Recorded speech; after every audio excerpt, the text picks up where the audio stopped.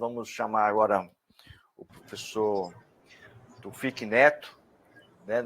Essa videoconferência está sendo gravada e está passando lá no YouTube da ABEM. Então, todos sejam bem-vindos. O professor Taufik Neto é cirurgião, é lá de São José do Rio Preto, São Paulo. Ele é titular do Colégio Brasileiro de Cirurgiões, faz parte do grupo de educação daquela instituição, é mestre, especialista, diretor da Faculdade Ceres, lá em São José do Rio Preto, e atualmente é o diretor da Regional da Associação Brasileira de Educação Médica, Regional São Paulo. 38 anos de ensino e está aprendendo, sempre aprendendo, né? E agora está ensinando para nós, né? Como que o cirurgião faz uso da inteligência artificial. Professor Taufik, muito obrigado pela presença. Já pode iniciar a sua apresentação. Professor José Diniz, para mim é uma honra receber esse convite. Quero agradecer bastante a Rede RUT, quero agradecer bastante a BEM, agradecer ao Walter que fez os testes. Muito obrigado por essa oportunidade. O que nós faremos hoje é apresentar, de uma forma bem prática, o uso da inteligência artificial no cotidiano do professor de medicina, né? Eu não aprofundarei para dar tempo, eu não aprofundarei em questões, em história, em fundamentos de computacionais, em conceitos computacionais, também não aprofundarei em dilemas éticos envolvendo a inteligência artificial, porque senão isso aí, por si, caberia outras apresentações. Eu vou ser bem direto e bem prático, como foi solicitado para mim, tá? Então, vamos lá. Continuando, eu nunca posso deixar de lembrar a memória do nosso querido amigo Maninho, né? Eu chamava ele de Carlinhos, que infelizmente partiu recentemente. Fica aqui a minha homenagem a ele. Declaro não possuir conflito de interesse de qualquer natureza. As marcas comerciais que serão mencionadas aqui são exemplos do cotidiano de todo mundo e eu não tenho nenhum vínculo comercial com elas, tá? Nenhum tipo. E alguns elementos, principalmente estéticos, dos slides foram utilizados em ferramentas de inteligência artificial. Então, vamos falar assim, a gente tem que parar com essa ideia de achar que, essa ideia hollywoodiana de inteligência artificial, que a inteligência artificial é algo do mal, né? Sempre envolto em alguma coisa trágica, catastrófica, apocalíptica, né? O que acontece? Ué?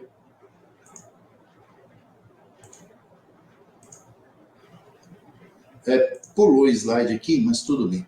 A inteligência artificial está cada vez mais sendo utilizada e ela já está sendo utilizada há mais de 30 anos no cotidiano das pessoas e hoje já tem novas utilizações como em carro sem motorista e uma série de outras utilizações já está no nosso cotidiano, né? Desde 2010 o FDA norte-americano já autorizava o uso de inteligência artificial na prática médica. Então já é uma coisa que tem 15 anos, não é de agora que está sendo utilizado, principalmente na radiologia, que é esse grupo de programas aqui azul, tá?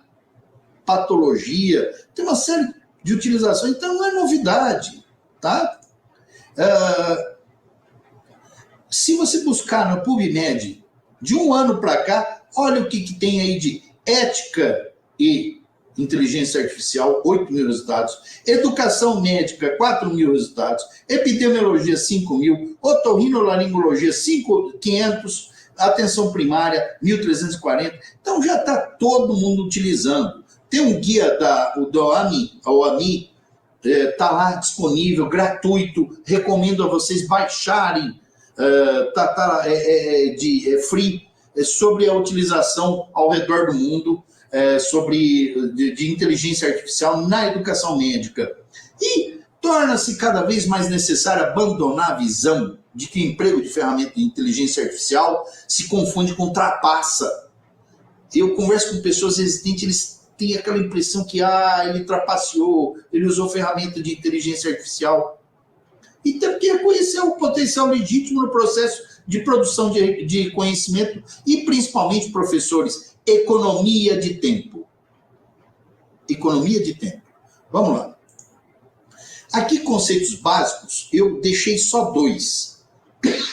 Primeiro, que a inteligência artificial tem... Aqui são a arquitetura do sistema binário, que é o que a gente usa hoje, a arquitetura da inteligência artificial e a arquitetura da computação quântica, que é 876 mil vezes mais rápido do que a computação binária.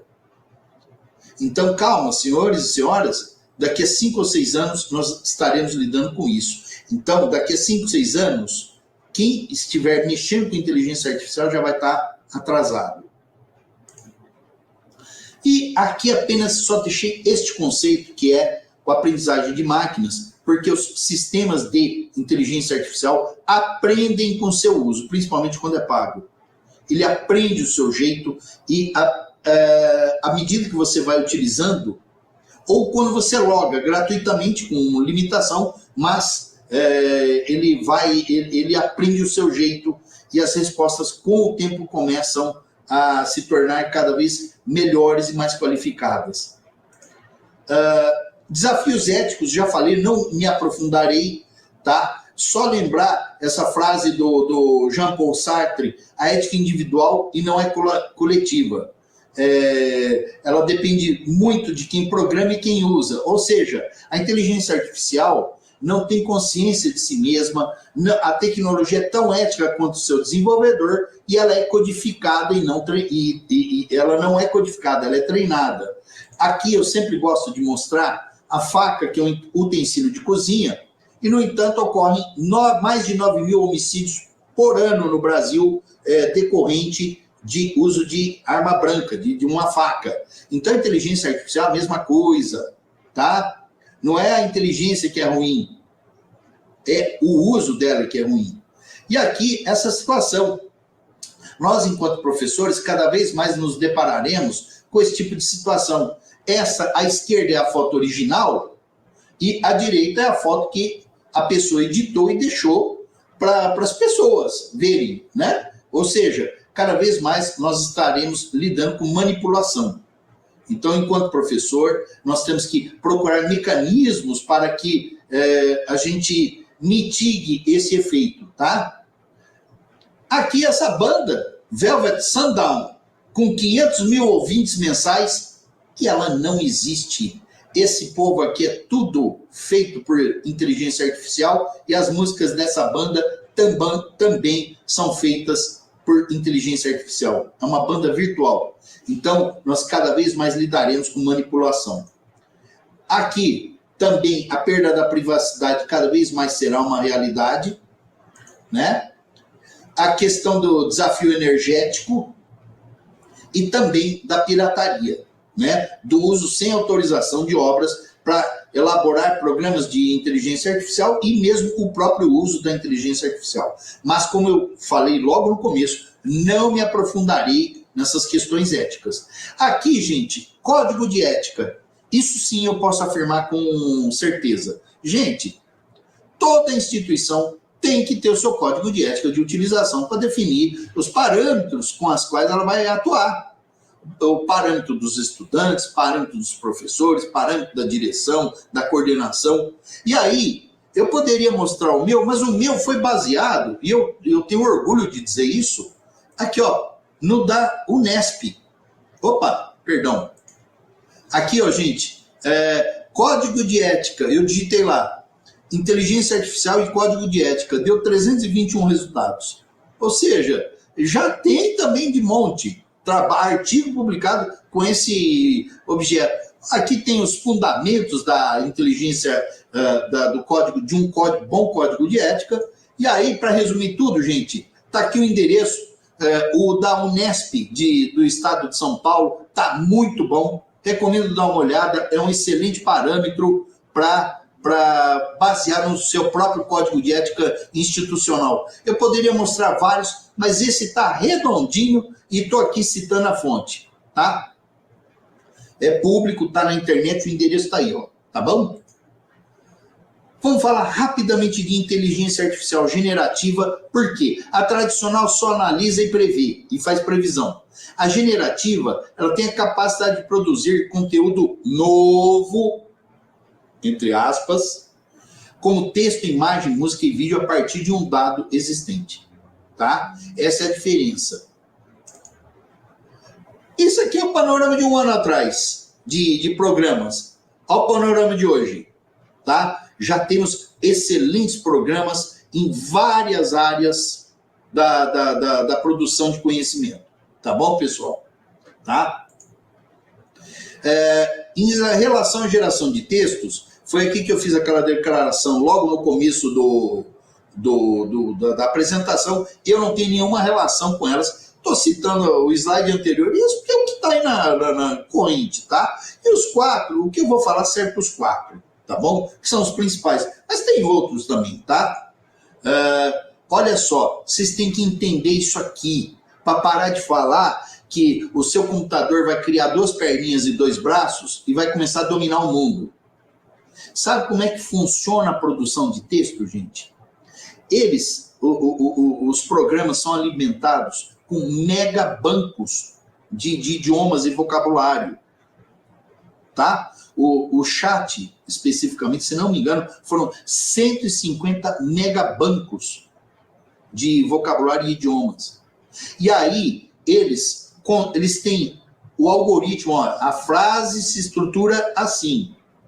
E aí eles vê, quando você digita um prompt, ele vê a associação, ele lê a associação de palavras, e olha, quando usa a palavra, essa palavra com essa, a terceira palavra com a mais comum.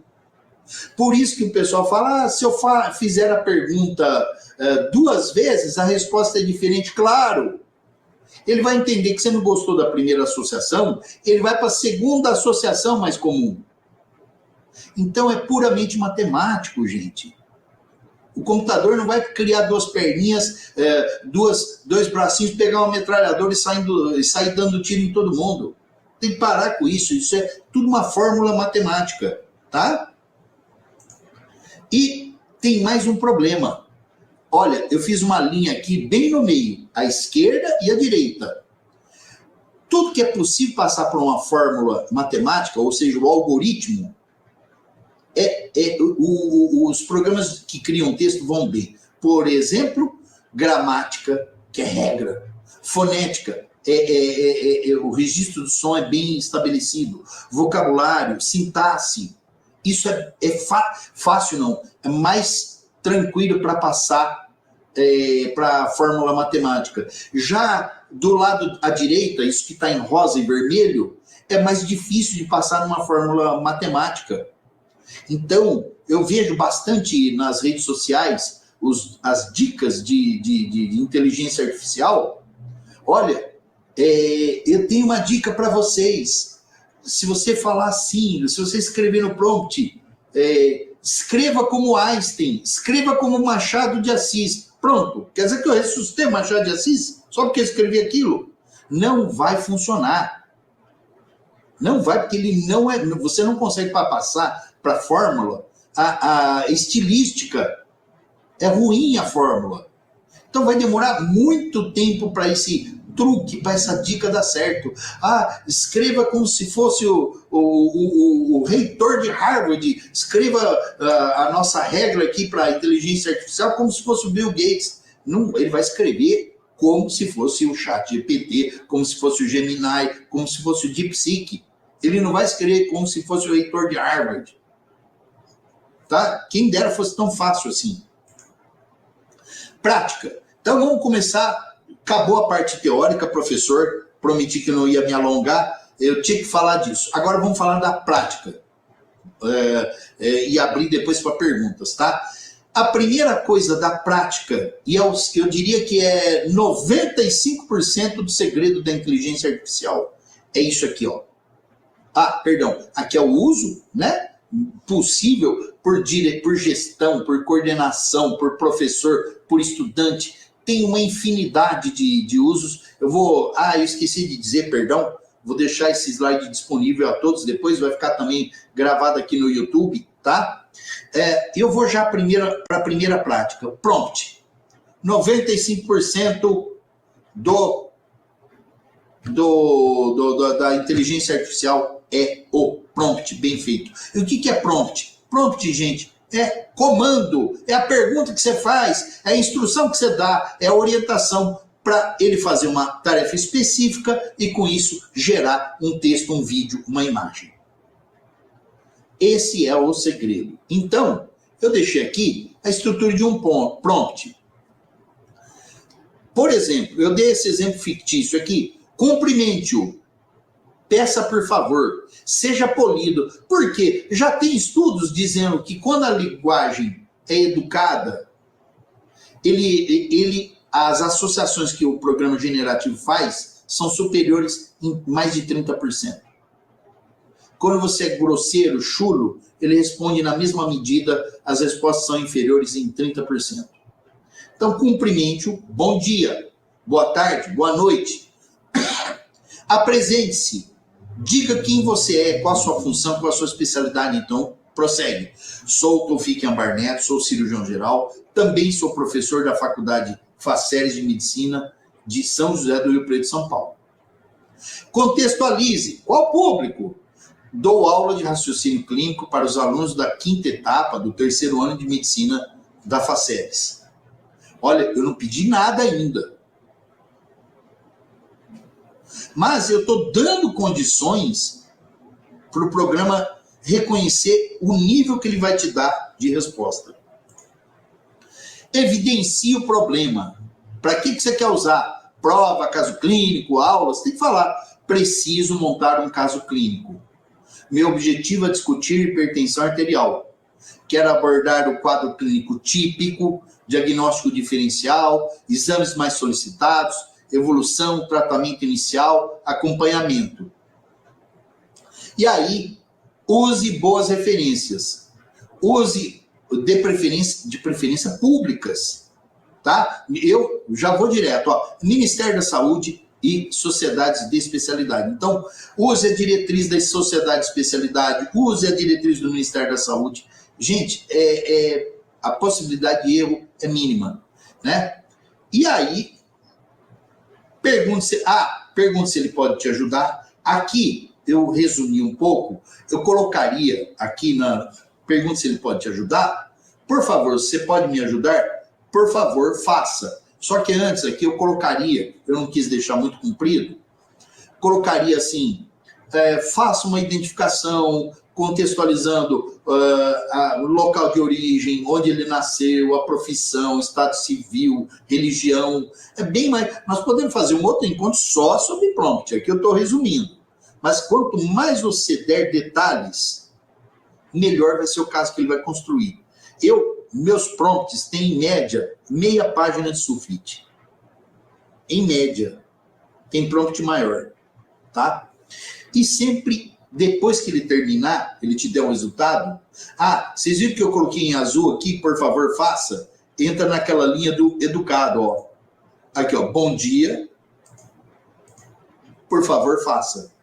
Né? E sempre emita a sua opinião sobre o resultado. Põe o joinha, se você gostou. Se você não gostou, dá o negativo, mas explica para ele por que você não gostou. E vocês perceberão que a quantidade a possibilidade de uma alucinação diminui e também as respostas vão começar a melhorar com o tempo. E uma coisa aqui, sempre, depois que você emitir a opinião, vê o resultado, faça ajustes. Porque dificilmente ele vai fazer uma coisa 100% que você goste. Então, já vou passar no próximo slide o que eu faço. Então, aqui, resumindo, estrutura de um prompt. Peça, por favor, seja polido, apresente-se, diga quem você é, sua função, sua especialidade, contextualize, evidencie o problema, use boas referências, pergunte se ele pode te ajudar, que é a técnica reversa, emita sua opinião, faça ajuste. Esse é um resumo. Agora, dica para situações anormais. Quando ele não faz bem aquilo que você está pedindo, a resposta não é bem aquilo que eu queria, né? Então, se encalhar, se você vai pedindo para ele melhorar e ele não melhora, começa do zero de novo. tá? Tem tarefas que são mais fáceis à mão.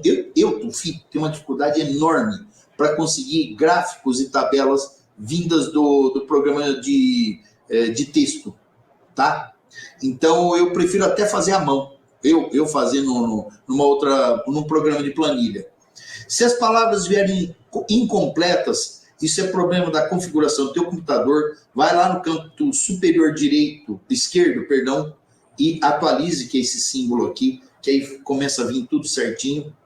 Nunca peça uma tarefa de uma vez, uma tarefa grande. Sempre peça em pequenas partes, tá? Peça para ele fazer um roteiro e vai seguindo o roteiro. Faça um outro prompt, às vezes é o prompt que está inadequado.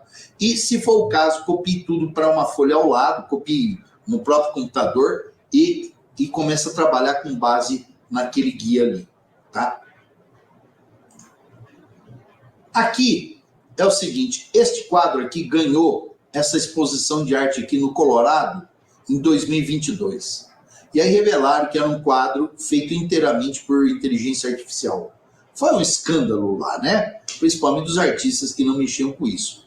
Só que, assim, o que o pessoal não conta, ou fala pouco, é que esse senhor aí, o Jason Allen, que foi o autor do quadro, utilizou 700 prompts para sair este quadro, e juntos davam 200 páginas, e demorou 80 horas para ele chegar nesse quadro. Então, dependendo da tarefa, você vai perder tempo, você vai gastar tempo, sim. Uma coisa muito elaborada, muito bem feita, não vai ser com uma perguntinha simples, não, tá? E aí, evite fazer isso com prompt. Ordem direta e seca. Indo naquele caso que eu fiz, elabore um caso clínico sobre hipertensão arterial. Você não tem ideia do que vai sair. Normalmente, não sai coisa boa. Usar a inteligência artificial como ferramenta de busca.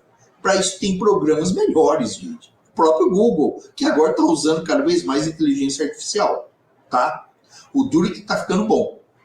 Não está 100%, mas está ficando bom. Não seja minimalista, ou seja, você vai pedir um caso clínico e não quer alimentar de detalhes, não vai sair coisa boa. Fazer perguntas frívolas. Eu diria até, quem é Taoufik Ambar Neto?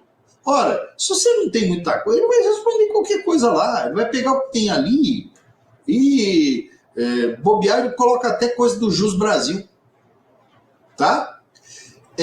Evite também pedir grandes tarefas. Aqui, sexto item, é um problema. Tem gente que faz o agente de inteligência artificial e depois começa a usar ele para tudo. Eu tenho uma certa reserva. Porque, por exemplo, eu monto um agente para ele elaborar caso clínico para mim.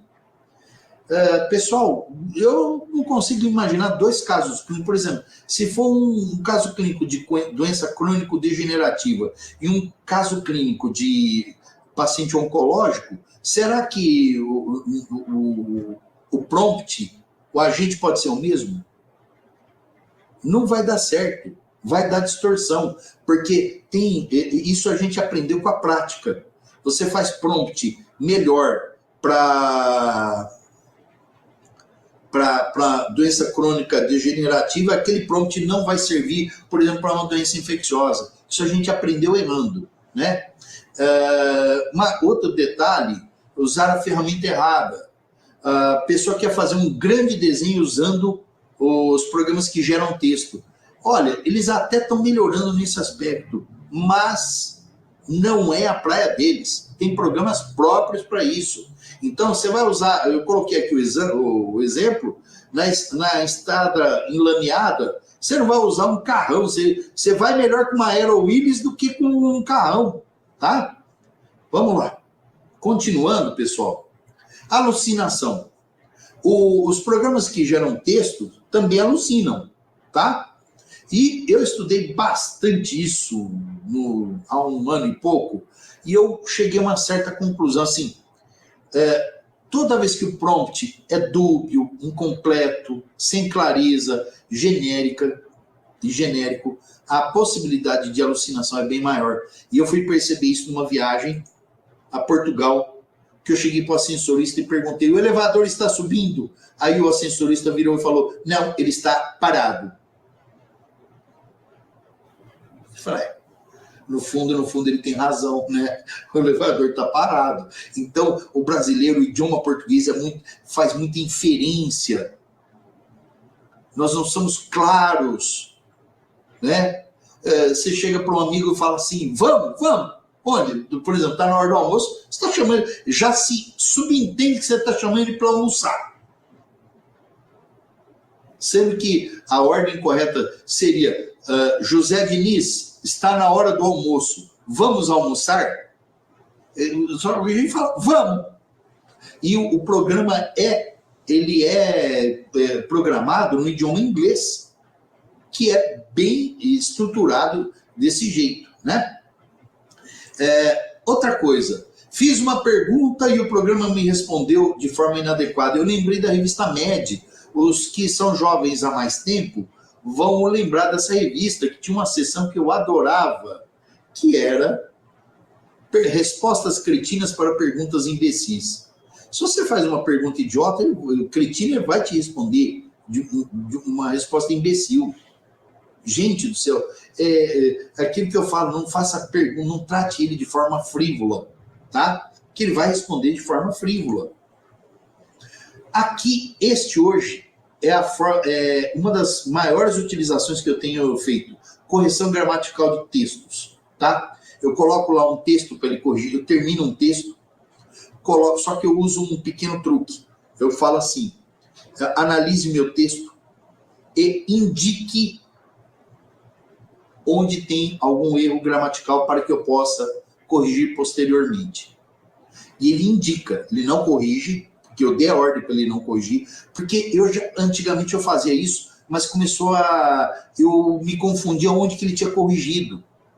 Eu não sabia onde ele tinha corrigido. E o importante é você aprender onde ele corrigiu, né? Isso é um princípio educacional.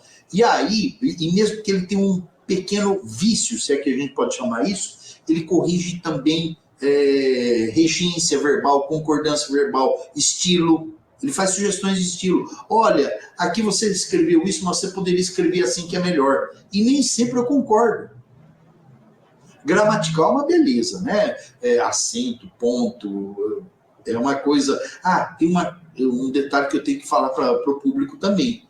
Eles gostam muito, os generativos, os programas, gostam muito de travessão. E a última vez que eu usei o travessão, se não me engano, eu estava no ginásio. Tá? Ou seja, foi algo há 45, 50 anos atrás, né? Hoje eu não vejo mais ninguém usar travessão. E as generativas, eu não sei porquê, vou até buscar, gostam de travessão, que é uma beleza, tá? Então, esse é o primeiro grande uso que eu faço, recomendo, viu? Aqui eu já coloquei, né, o jeito que eles fazem um arquivo que eu escrevi, é aquele colocando, sugestão. Aqui ele está fazendo, adicionar uma vírgula antes e depois, para marcar a oração explicativa. Aqui, mas aqui ele já põe o estilo, ele corrige mais enxuto sem comprometer a clareza. Ele corrigiu o estilo, tá? Então, o estilo nem sempre eu concordo, mas agora a correção gramatical não tem como, você tem que acatar, né? Tá? Porque é regra gramatical. O próximo, e depois ele ainda costuma fazer um resumo do que ele sugeriu, tá? Muito importante isso. Transcrição.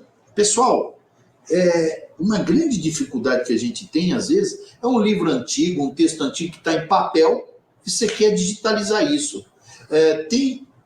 Eu já testei OCR, OCR é sisteminha de Xerox que transcreve livro, né? Transcreve uma imagem. Eu já testei OCR, já fiz de tudo, já mandei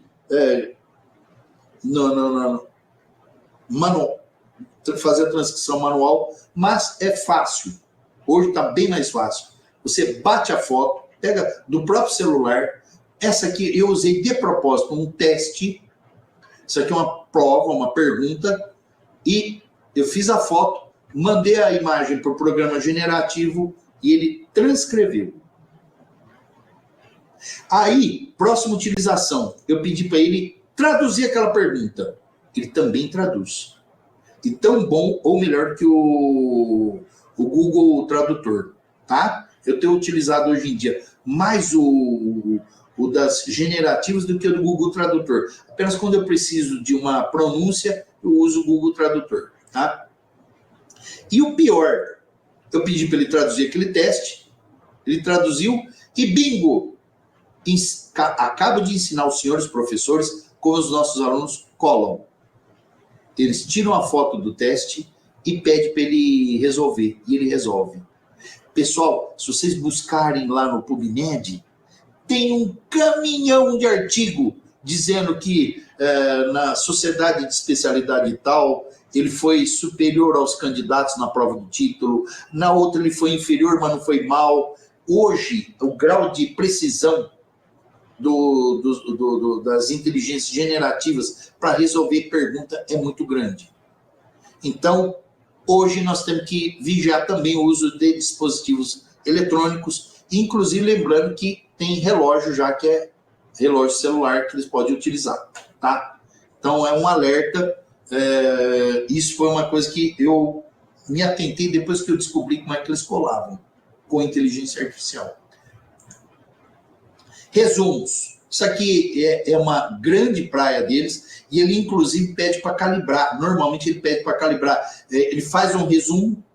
Eu, normalmente, peço para ele fazer um resumo. Eu determino o tamanho. Faço o resumo em um parágrafo, em uma página. E mesmo depois, ele costuma perguntar se você quer que aumente o resumo, se você quer que diminua o resumo, tá?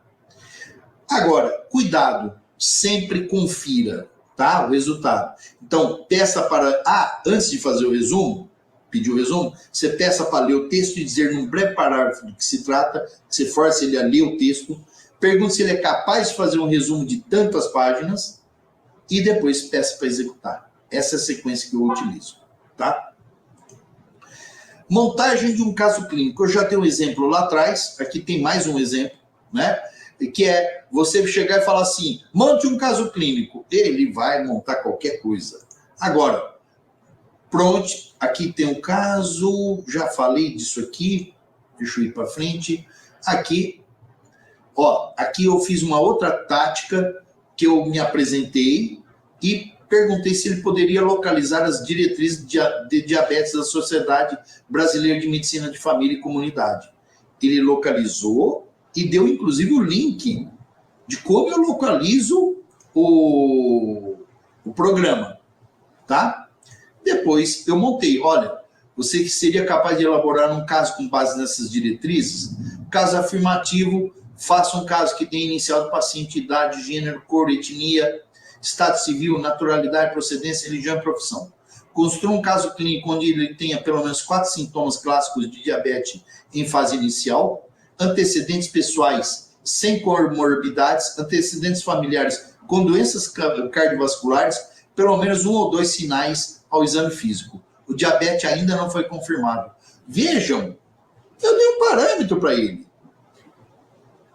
Tá? E aí, pessoal, aqui, ó, elaborou. Tá? Sintoma bem básico, né? Perda de peso, sede,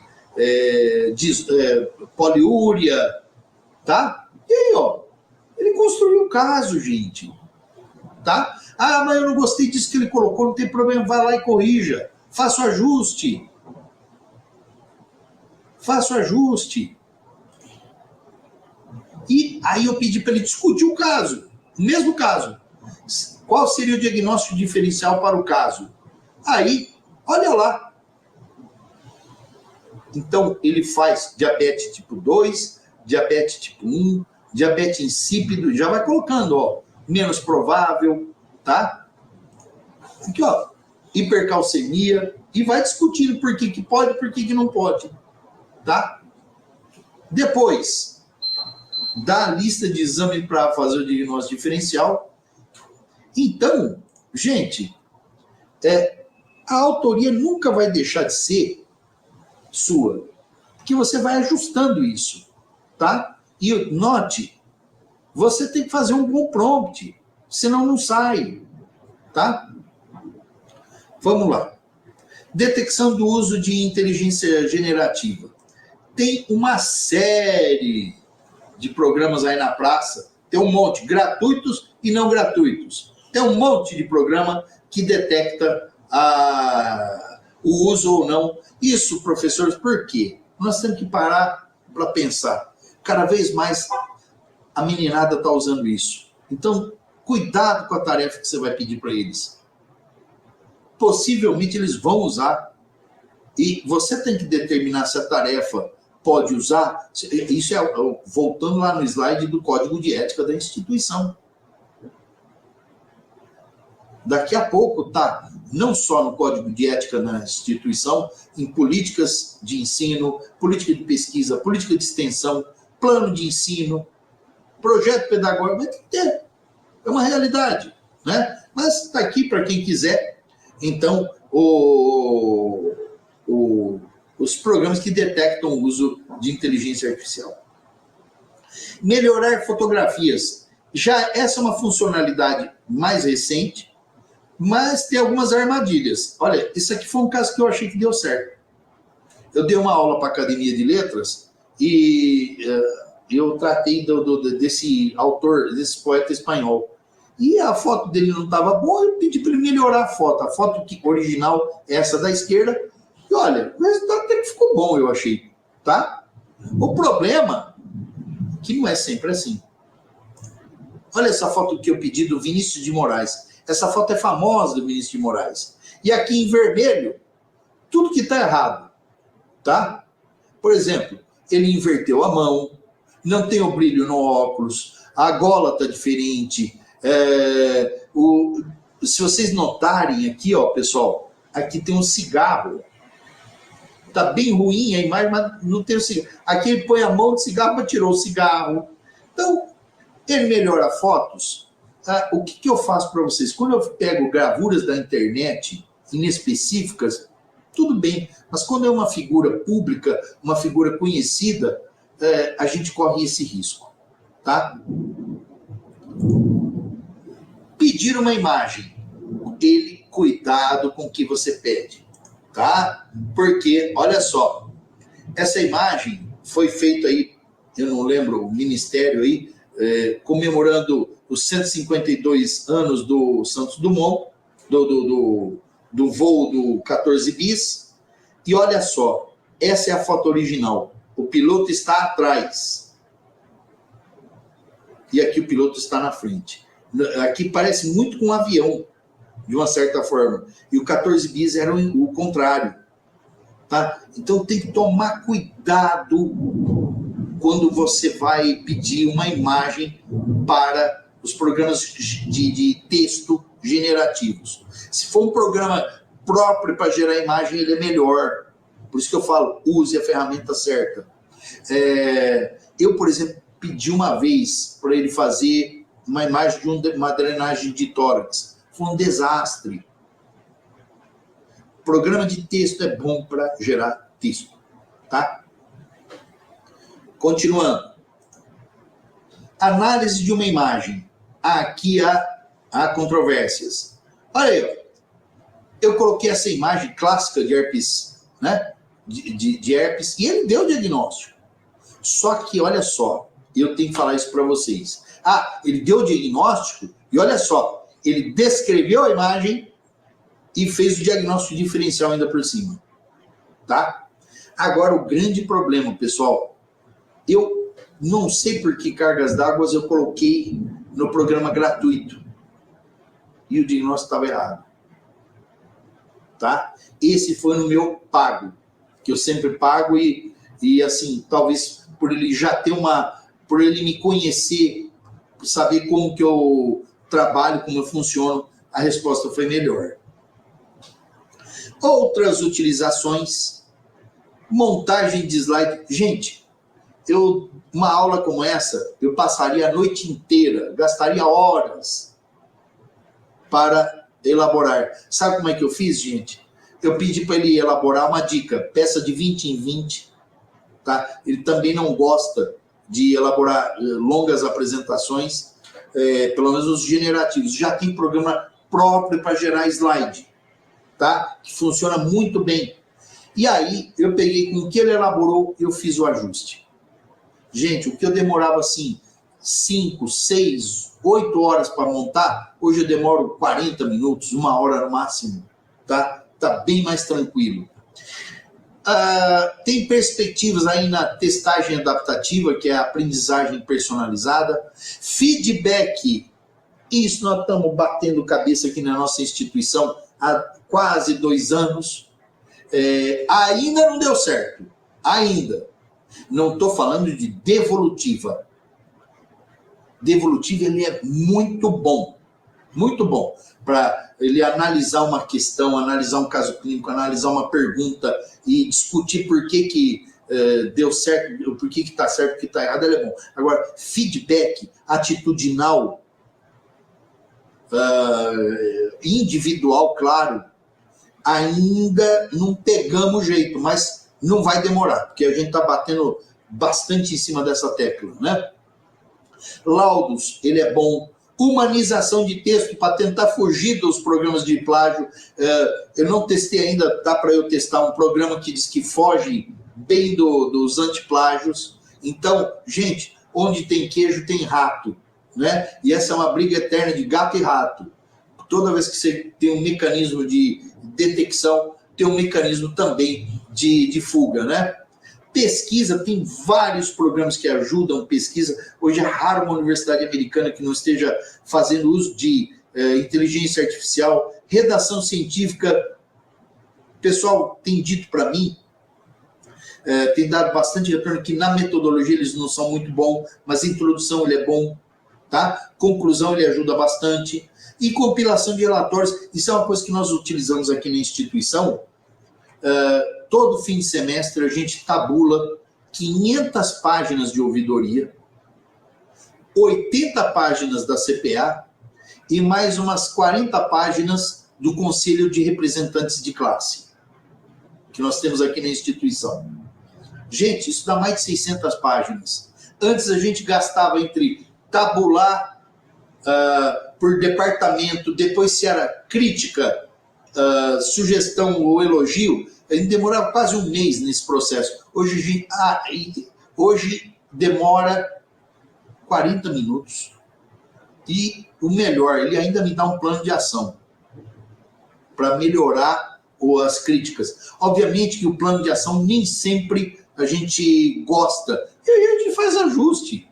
Faz do jeito que a gente está acostumado, tá? Então, fica a dica. Desafios. Treinamento do corpo docente, do corpo discente, dos funcionários, segurança cibernética, incorporação à matriz curricular. Nós já damos aqui como disciplina eletiva, tá? E optativa. Logo, estamos pensando já em incorporar como fazendo parte do programa regular. Estratégia de implementação, preservar a dimensão humana e equidade e acesso à tecnologia. Os riscos de acidente, já falei, que são com imagens. Um amigo chegou para mim e falou, olha, eu pus a chapa lá no chat GPT, ele deu logo certinho. E eu respondi, que sorte, que ele não foi programado para isso. Se ele te deu logo certinho, foi sorte sua. Mas eu já vi colocar chapa e ele dar o laudo errado. Números, ainda não é expertise, porque lembre-se, são programas para gerar textos. Eu pus uma formulinha lá e ele respondeu certinho. A mesma resposta da anterior. Que sorte a sua. Cuidado com o que é grátis. Grátis ou é por tempo limitado, ou é por crédito de uso, ou é grátis porque tem menos recursos, e dados pessoais. Lembrando que nossos dados pessoais já estão na rede há 20 anos, viu? Há 20 anos que todo mundo já sabe tudo na nossa vida, tá? Mas cuidado com dados pessoais.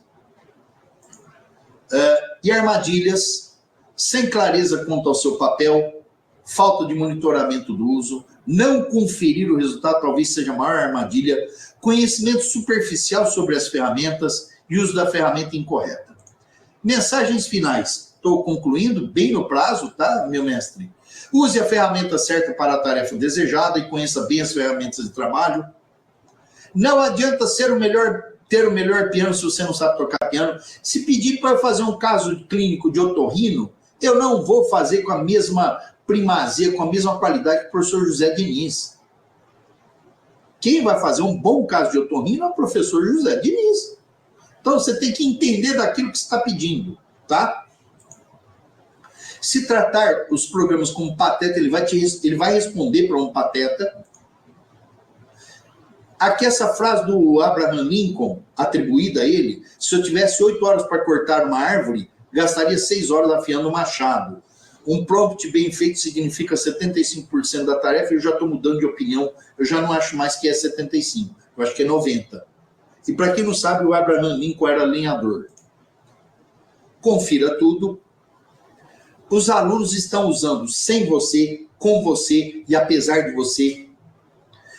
Essa frase é do CEO do Google. A inteligência artificial terá mais impacto na humanidade do que a descoberta do fogo, da eletricidade e da internet.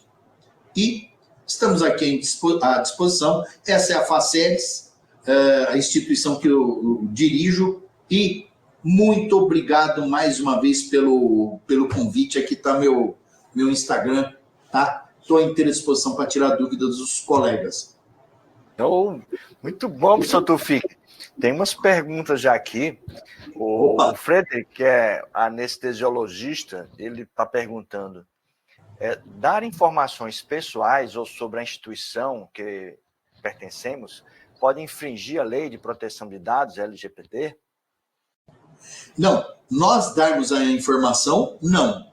Nós darmos. O uso que vai se fazer da informação, sim. Tanto que tem lá, normalmente no termo de aceite, eles dizem, você autoriza a utilizar isso para alguma coisa? Né? Aí você concorda ou não. Tem programas que se você não aceitar, você não consegue entrar. É mandatório você dar seus dados pessoais. Normalmente eu não dou. Eu procuro outro programa que pode ter certeza, professor Frederick, tem muito programa para tudo hoje. Para slide. Aquele ali, se eu não der o dado pessoal, ele não entra. Tem mais meia dúzia de programa de slide. Tá? Tem hoje programa para tudo. E algum vai aceitar você. Maravilha. Aqui nós estamos no YouTube da Associação Brasileira de Educação Médica. O pessoal manda lembranças para você. Está lá desde o começo. A Rosana Alves, a Luciana Nunes, professores. A Magda da Proctologia, o Paulo Pinho. Lá da Federal de Minas, grande amiga. Paulo Pinho, do Rio. Professor. A Priscila Usevicius, a Mônica e o José Eduardo. Gostei muito do aprender errando, né? Isso é uma dica. Vamos usar sem medo de errar. E a pergunta que eu faço, professor, quem paga? É a instituição, você? Quem deve pagar? Sim. Boa. Excelente pergunta. Excelente pergunta. Sabe por quê? Eu fiz questão de eu pagar o meu. Porque primeiro que eu uso bastante. Tá? Segundo lugar, é comprovado que o pago tem mais ferramentas, mais recursos do que o gratuito. Não que inviabilize o gratuito. Por exemplo, os de texto são bons também. Ele apenas tem quantidade de inserções menores. Agora, lá nós temos, aqui na instituição, duas políticas. Primeiro, o de coordenadores, eles têm a instituição paga para os coordenadores, são 8 coordenadores aqui, e a instituição paga também lá para a sala dos professores. Os professores podem utilizar também para o trabalho deles do cotidiano, tá? Então, eu acho que a instituição tem que pagar, sim, porque o benefício vai se reverter não só para a instituição, mas para os professores, para os alunos, né? Perfeito. Boa. O Rodrigo Penha, ele faz uma pergunta aqui no YouTube. Tá bem. Qual deve ser o foco na formação médica diante de todas essas possibilidades de uso? E qual a função da formação e qual o papel do docente? 3 perguntas aí. Excelente pergunta, tão boa quanto a do professor José Diniz. Excelente pergunta, professor Rodrigo Penha. Olha, eu vou reportar o slide que eu falei há pouco. Professor Rodrigo, os alunos já estão usando. Faz tempo. Com você, sem você e apesar de você. Então, primeiro passo, o professor tem que saber o que é. Se ele vai usar ou não, também é do foro íntimo de cada um. Mas ele tem que saber o que é. Porque, repito, daqui a 6 anos tem a computação quântica. E a inteligência artificial, do jeito que é hoje, vai ficar obsoleta. E você vai ficar mais obsoleto ainda. Então, em primeiro lugar, tem que saber o que é. E tem que saber a potencialidade de cada ferramenta. Porque já nós teremos aí a utilização, vai ser como foi quando a internet surgiu. Eu tive uma discussão recente com um grande professor de todos nós, que ele virou e falou assim para mim: Tufi, eu tenho uma coleção de disco de vinil, eu sei que você tem uma. Eu falei, sim, eu tenho.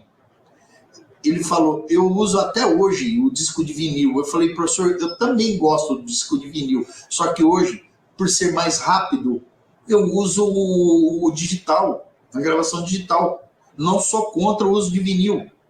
Mas, professor Rodrigo Penha, nós vamos ter que...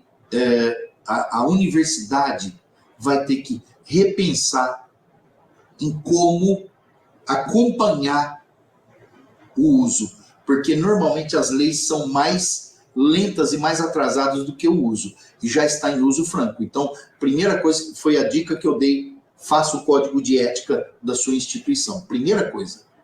Depois, como vai fazer a inserção, se vai fazer inserção na matriz, se não vai, aí é do foro de cada instituição. Ó, bom para pensar. E o José Eduardo faz elogios, né? E lembra dos desafios. Tem uma pergunta aqui do Marcelo Capinheira. Ele pergunta, qual o software que o senhor usa? Eu uso o ChatGPT. Eu uso. Foi o primeiro que eu tive contato, professor Marcelo. E eu não estou fazendo propaganda, não. Eu tenho um professor aqui na instituição, na sala ao lado, que só usa o Gemini. Tem a outra professora, só usa o DeepSeek. Eu, por questão assim, foi o primeiro que eu tive contato, aprendi a usar e segui adiante. Não quis modificar muito, não, sabe? Eu segui nessa toada, entendeu? Maravilha. Vamos que vamos. Bom, Tufik, vamos já passando para os finais, lembrando que o próximo convidado do nosso SIG Colaborativo de Educação Médica, sei lá, o pessoal do Ministério, Rodrigo Cariri, vai falar sobre a avaliação da residência. E já passar para você as suas palavras finais. E agradecer o pessoal aí que está junto conosco, né? O Wagner, aqui do Hospital Universitário, na UFRN, a Raíssa, lá na ABEM, né? O Felipe Paca, aí da Faceres, e a Amanda, nossa estagiária da ABEM também. Olha, mais uma vez, agradecer o honroso convite. É uma honra, um privilégio estar aqui com você, José Diniz, que também é uma referência em educação médica e está falando nesse fórum da ABEM, que é uma grande responsabilidade. Sobre inteligência artificial, é uma realidade. É uma realidade. Para muitos é algo novo. A gente não pode ser o novidadeiro que já acha que aquilo vai resolver todos os problemas, porque na minha carreira eu militei por décadas na videocirurgia junto com a professora Magda, e a gente aprendeu uma coisa, que a videocirurgia ela resolveu um problema e criou outros, né? Então tem outros problemas. Eu falei aqui que não ia discutir dilemas éticos. Já se nota que o nível de leitura está diminuindo, então nós ainda teremos que lidar com uma série de problemas que ela causa, mas sem sombra de dúvida, para tarefas repetitivas, para grandes tarefas, eu enxergo como sendo uma ferramentas de excelente perspectiva e vai ser difícil a gente abrir mão do tempo, principalmente, que a gente ganha com o uso dessas ferramentas. Então, professores, o que eu posso dizer para vocês? Vão conhecer melhor as ferramentas, vão promover o letramento digital, faz parte do letramento digital, e com isso a gente espera que a gente ache o bom caminho, o bom uso dessas ferramentas. No mais, é isso aí. Estamos à disposição para quem quiser, a gente marca aí, faz, discutir, debater, discutir o uso, estou à inteira disposição. Não sou consultor, não, faço isso tranquilamente como amigo. Quem quiser, a gente está à disposição. Depois, só entrar em contato que eu estaria à disposição. Muito obrigado. Bom almoço, boa semana. Agradecer a Faceres por ceder esse horário conosco aqui. Um abraço. Obrigado. Boa semana. Tchau. Tchau. Já pode parar a gravação. Parar. Ô, meu mestre, deu...